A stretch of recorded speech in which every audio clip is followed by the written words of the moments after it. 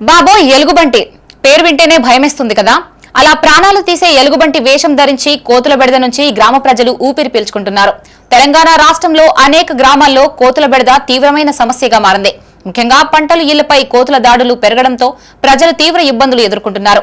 వట్టిండ్ల గ్రామం ఈ సమస్యను ఎదుర్కోవడానికి వినూత్నమైన ఆచరణాత్మకమైన మార్గాన్ని ఎంచుకొని ఇతర గ్రామాలకి ఆదర్శంగా నిలుస్తోంది.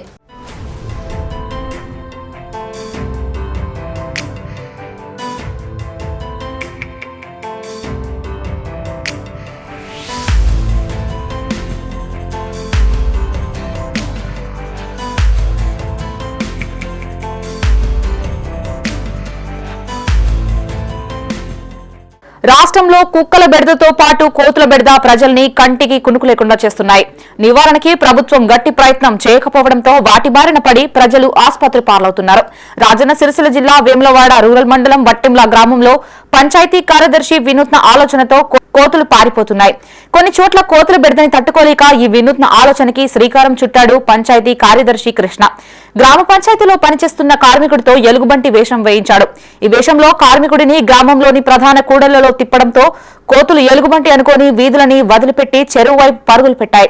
గ్రామంలో ఉన్న ప్రైమరీ పాఠశాల వద్ద పిల్లలు మధ్యాహ్న భోజనం చేస్తున్న సమయంలోనూ కోతులు ఇబ్బందులకి గురి చేస్తుండగా ఎలుగుబంటి వేషధారణలో ఉన్న వ్యక్తి స్కూల్ వద్ద కాపలా కాస్తున్నాడు. దీంతో కోతులు ఎలుగుబంటి వచ్చిందేమో అని భయపడి పాఠశాల ఆవరణను వదిలి పరుగో పరుగు అంటూ అక్కడి నుంచి పారిపోతున్నాయి. గ్రామస్తులు నేను ఆఫీస్లో ఉన్నప్పుడు ఊర్లో తిరిగినప్పుడు ఏంటంటే కోతుల బెడద చాలా ఎక్కువ కనిపించింది. గ్రామస్తులు కూడా చాలాసార్లు వినవించారు.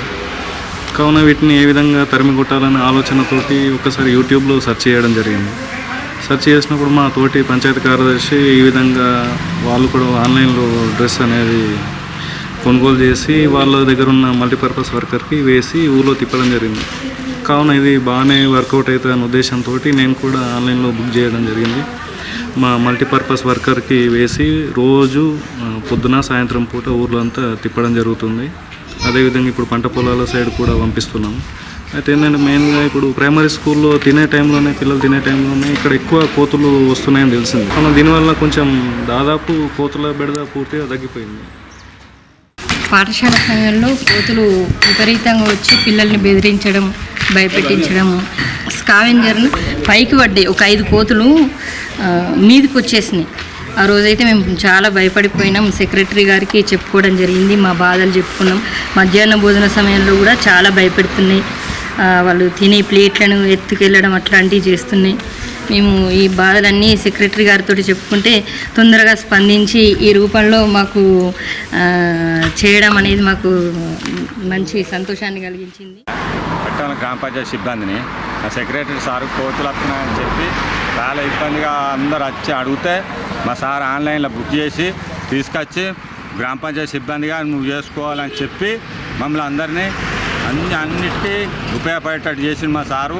ఇప్పటి వరకైనా కానీ మేము మా సార్ చెప్పిన పనికి ఎలాంటిది వెనకకు రాలేదు. ఏ విషయమైనా కానీ మేము ముందే జాగ్రత్తం.